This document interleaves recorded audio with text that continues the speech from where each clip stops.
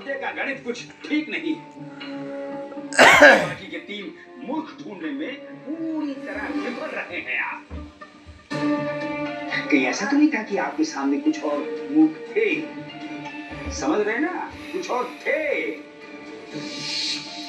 परंतु आपने छोड़ दिया केवल इसलिए कि आपके संस्कार आपको इस बात की आज्ञा न दे रहे हैं।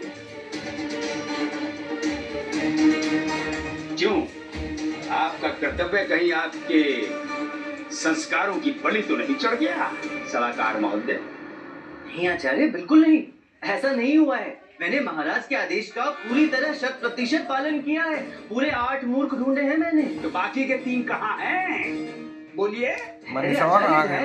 उनसे भी अभी यही कुछ समय में ही आपकी भेंट कराऊंगा। बस मुझे कुछ समय दे दीजिए, तब तक बाकी बचे इन 2 महानुभावों से परिचय पूर्ण कर लें। पंडित रामकृष्ण, आप आगे बढ़िए और शीघ्र इस विषय का समापन कीजिए। जी महाराज। तो ये हैं हमारे चौथे उम्मीदवार चरणदास। इन्होंने तो अपनी सूझबूझ से बुद्धिमानी के सारे मापदंड ही बदल कर रख दिए महाराज।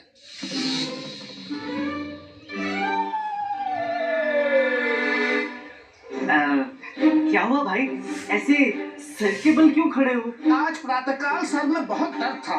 वैद्य जी के पास गया तो उन्होंने दर्द निवारण औषधि देते हुए कहा, औषधि लेने के पश्चात औषधि असर करने में थोड़ा समय लेगी। फिर क्या था, मैंने भी अपनी बुद्धि लगाई और यहाँ आकर शीर्षासन कर लिया ताकि दवाई शरीर में जाने के बजाय सीधे मेरे सिर में चली जाए और मेरा सिर दर्द शीघ्र ही ठीक हो जाए।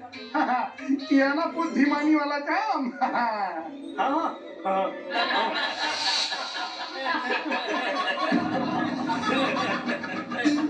और अब ये हैं हमारे 5वें उम्मीदवार प्रकाशम।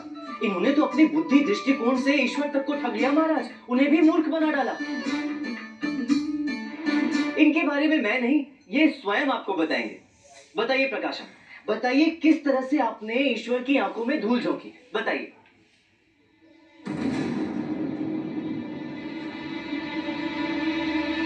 अरे झिझकिए मत मित्र, बताइए सबको अपने चातुर्य के बारे में। यहाँ भी तो सबको पता चलना चाहिए कि आपने ऐसा किया क्या कि ईश्वर भी आपके झांसे में आ गया। बताइए बताइए प्रकाश। महाराज, मेरा नाम प्रकाशम नहीं है, झूठ बोला था मैंने आपसे। हम जानते हैं महाराज, यह मैं राजपुरम की गोष्ठी में मिला था और इसने अपना नाम अट्टाचार्य बताया था। वो भी मैंने झूठ बोला था। आपको बहुत मानता हूँ, इसीलिए मैंने अपना नाम अट्टाचार्य बताया।